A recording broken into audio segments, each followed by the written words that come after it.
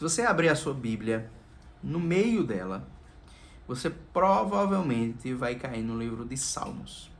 E o livro de Salmos é um dos livros favoritos entre os cristãos. A questão é, para que ele serve?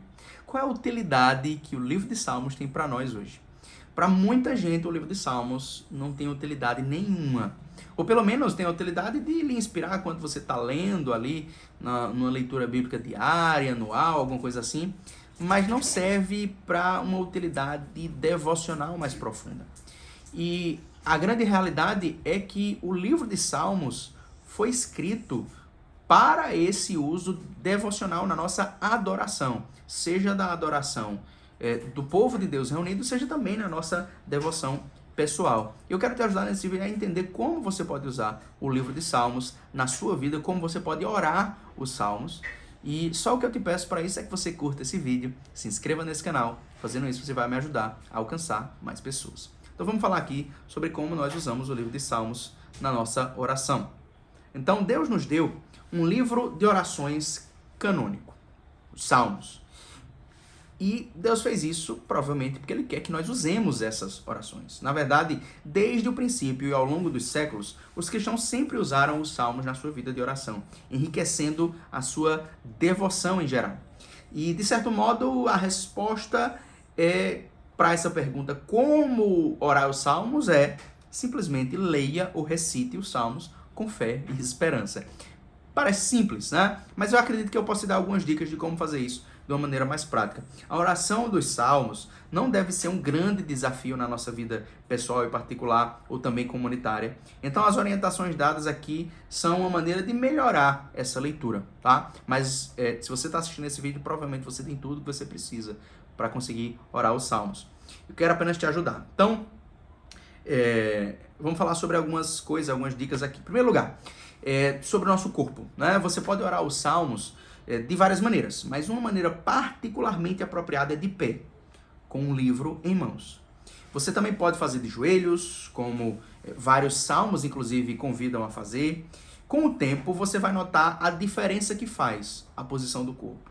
Pessoas desacostumadas a olhar, por exemplo, a orar de olhos abertos, geralmente pelo hábito de se limitar à oração extemporânea ou espontânea, encontrarão algum desafio, mas o novo hábito vence no médio prazo. Então, use o seu corpo na sua vida de oração, né? Não, se você pode, não ore deitado, ore de pé, ore de joelhos. Use uma posição em que a sua atenção se foque melhor naquilo que você está fazendo. Em segundo lugar, diz respeito à nossa voz. Ore os salmos em voz alta. Usar a sua voz é uma maneira de concentrar a sua atenção naquilo que você está fazendo e de louvar a Deus com o corpo. Então, quando você apenas lê mentalmente, é muito mais fácil que seu pensamento se perca e é muito mais fácil também que você não preste atenção em coisas que você está lendo ali, que você não medite suficientemente. Então, leia em voz alta, numa velocidade tranquila. Também você não precisa gritar, né? Mas leia em voz alta, isso vai lhe ajudar. Não se apresse demais. Deguste cada verso, cada sentença. Os versos dos Salmos geralmente são divididos em duas partes paralelas. Né? Você tem algo ali que é dito e numa segunda frase você tem uma continuação, uma repetição com outras palavras ou até um complemento daquilo que é dito. Então, deguste aquilo que é dito nos Salmos. Diga num tom de declamação. E lembre-se, seja reverente, mas mostre vigor. Os Salmos são cânticos de guerra. Terceiro lugar, vamos falar sobre história, né? Cada salmo tem uma história, seu processo de formação. Mas colocá-los numa coleção, dentro do cânon, é formar uma nova obra. Os salmos são a história de um povo em oração. São peregrinos em busca e com saudade da cidade santa, com espírito sedento pela presença divina e pelos tabernáculos do Senhor. São soldados e generais em guerra, procurando a proteção do Senhor contra os seus inimigos. São pecadores afligidos e contritos, penitentes. São adoradores manifestando louvor alegre e convocando toda a criação, na terra e nos céus, a adorar o Senhor. É um povo sofredor com a esperança do reino universal de Deus sobre todos os povos. Ao orar os salmos, nós nos colocamos como parte dessa história. Esteja consciente de que você é parte dessa história. Além disso, os salmos devem ser orados com espírito de devoção e de fé, não de estudo. Você pode estudar os Salmos. Na realidade, eu até recomendo que você faça isso. Você estude os Salmos. Você procure entender os detalhes das belezas que estão colocadas ali nos Salmos. Mas uma coisa é orar os Salmos, outra coisa é estudar. Nós não estamos falando aqui de estudo dos Salmos. Estamos falando de devoção e de fé. No momento que você está orando os Salmos, você não está estudando os Salmos. Você está usando as palavras dos Salmos para se aproximar de Deus. É possível estudar os Salmos, é importante fazê-lo, mas orar os Salmos não é ficar procurando detalhes para satisfazer a nossa curiosidade intelectual, mas encontrar neles aquilo que enriquece a nossa fé. Deixe o estudo dos Salmos para um outro momento. Outra coisa importante diz respeito à nossa contrição, algo que eu já mencionei aqui agora há pouco. Os Salmos penitenciais da Bíblia são 7 salmos.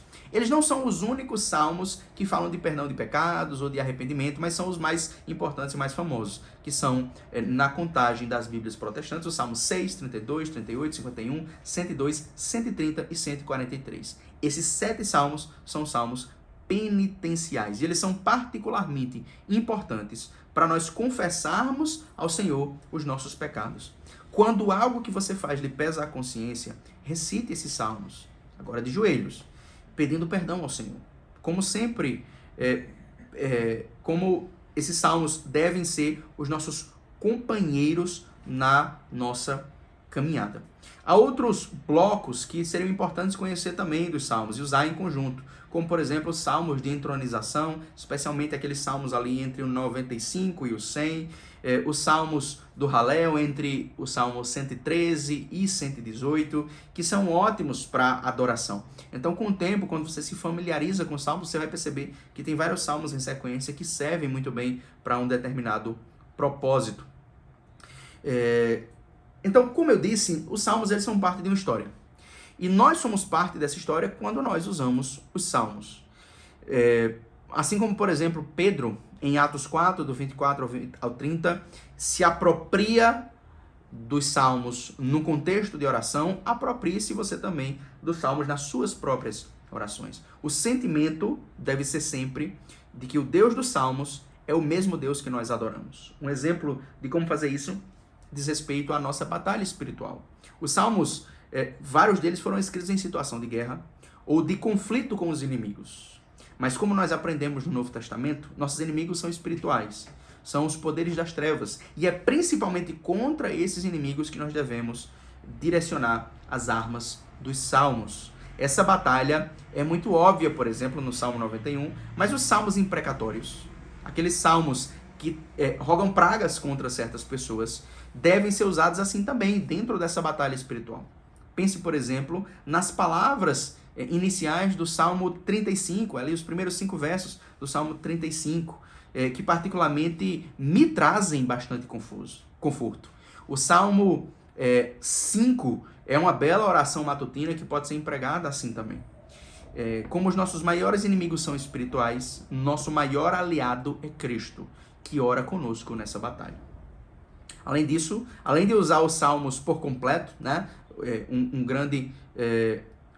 uma grande maneira de usar os salmos, uma maneira importante que os cristãos usaram ao longo dos séculos é usar versos isolados dos salmos nas nossas orações. Esses versos isolados, esses dísticos dos salmos, são chamados de aspirações, que podem ser usados ao longo do dia repetidas vezes, ou em momentos específicos, como no começo de alguma oração, antes da leitura bíblica. E alguns exemplos são o Salmo 19,4, em que o salmista diz: as palavras dos meus lábios e o meditar do meu coração sejam agradáveis na tua presença, Senhor, rocha minha e redentor meu. Na minha tradição, esse salmo, esse verso, é usado antes da pregação, mas ele pode ser usado também antes de uma leitura, de um estudo bíblico, por exemplo, como uma maneira de preparar o coração para isso. Ou Salmo 28,9, salva o teu povo e abençoa a tua herança, apacenta-o e exalta-o para sempre. Salmo 40,13, praza-te, Senhor, em livrar-me, dá-te pressa, Senhor, em socorrer-me. Salmo 43,3, envia a tua luz e a tua verdade, para que me guiem e me levem ao teu santo monte e aos teus tabernáculos. Salmo 51,10, cria em mim, ó Deus, um coração puro e renova dentro de mim um espírito inabalável. Salmo 51,15, abre, Senhor, os meus lábios e a minha boca manifestará o teu louvor. Salmo 57,5, sê exaltado, ó Deus, acima dos céus, e em toda a terra esplenda a tua glória. Salmo 85,7, mostra-nos, Senhor, a tua misericórdia e concede-nos a tua salvação. Salmo 119, 18, abre os meus olhos, abre tu os meus olhos para que eu veja as maravilhas da tua lei. Quando nós vemos essas palavras desses salmos, nós vemos orações que foram inspiradas pelo Espírito Santo. E nós sabemos que Deus se agrada dessas orações, porque Ele colocou essas orações nas Escrituras Sagradas. Então vamos falar também sobre frequência, né? Use ao menos um salmo por dia no começo. Você pode fazer isso em um determinado momento do dia, pela manhã, preferencialmente. Num momento inicial do dia, leia um salmo e ore aquele salmo. Depois que o hábito já estiver firme, você pode aumentar para 2 salmos. Um salmo pela manhã e um salmo à noite. Você pode usar o Salmo 95 pela manhã, o Salmo 141 à tarde ou à noite também, né? Acrescentando a esses outros salmos. Então, comece com uma frequência que esteja confortável para você e com o tempo, né? Depois que aquilo se tornar um hábito bem assentado, você acrescenta outros salmos.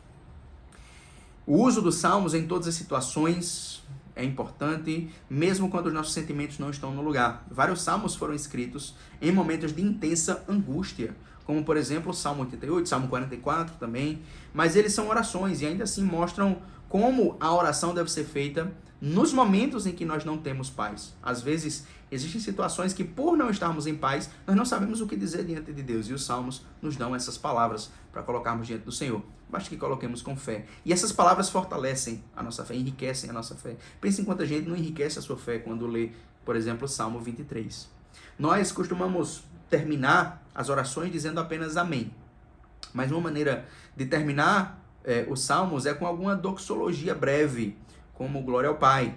Uma forma fácil é, após finalizar o salmo, repetir algum verso que chame mais a sua atenção ou que seja mais coerente com a sua situação, né? Imagina aí, você recita o Salmo 23 e talvez na sua situação seja mais coerente você repetir o primeiro verso, o Senhor é meu pastor e nada me faltará. Você pode usar isso para concluir, né, o salmo. E, na realidade, os 5 blocos de salmos bíblicos são separados por 4 transições que são doxologias, palavras que glorificam a Deus e que podem ser usadas de memória quando concluirmos algum salmo. E depois, amém. Então, todo cristão deveria conhecer alguns salmos de memória. Alguns salmos que seria interessante para nós memorizarmos seriam o Salmo 23, que nos traz segurança, Salmo 24, Salmos 42 e 43, que formam uma sequência, Salmo 46, Salmo 67, Salmo 91, que é de batalha espiritual, Salmo 95, Salmo 100, Salmo 113, Salmo 116, que é uma excelente oração de gratidão, Salmo 130, que é uma oração penitencial importante. Os salmos apresentam uma forma de oração que não é natural para muitos cristãos, que são atos. A oração como um ato de fé, um ato de confiança.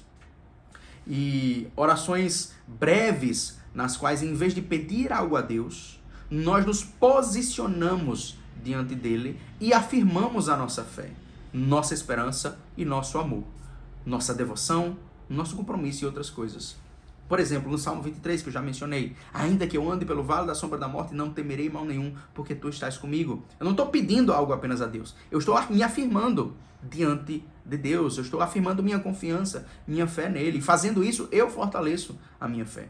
Esse tipo de atitude exige, em algumas situações, certa ousadia, mas também são uma forma de avivar a nossa fé, de reafirmar a nossa lealdade ao Senhor. E, portanto, são uma forma importantíssima de adoração. Alguns exemplos, Salmo 13, 5, parte A, no tocante a mim, confio na tua graça. Salmo 18, 1, eu te amo, ó Senhor, força minha. Salmo 23, 6, eu já mencionei o Salmo 23, mas o verso 6 diz, bondade e misericórdia certamente me seguirão todos os dias da minha vida e habitarei na casa do Senhor para todo sempre.